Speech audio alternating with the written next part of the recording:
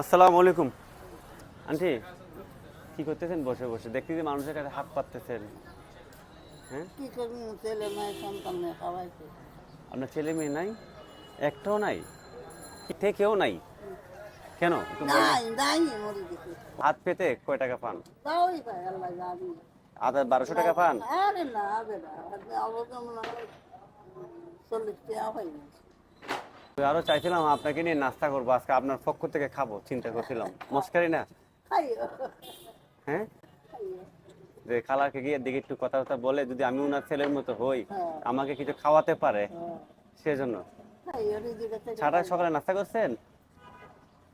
দুপুরে খাবার কি ব্যবস্থা করলেন? না, হ্যাঁ, নিজেরা খাওয়ার আল্লাহ জান, আমি কিছু বলি, বরফ দিলে খাইনি। বাসায় খাবেন নাকি কোনো হোটেলে কেউ খাওয়ালে খাবেন নাকি নিজে কিনে খাবেন? নিজে কিনে খাই। আচ্ছা, যদি আমি খাওয়াতে চাই খাবেন?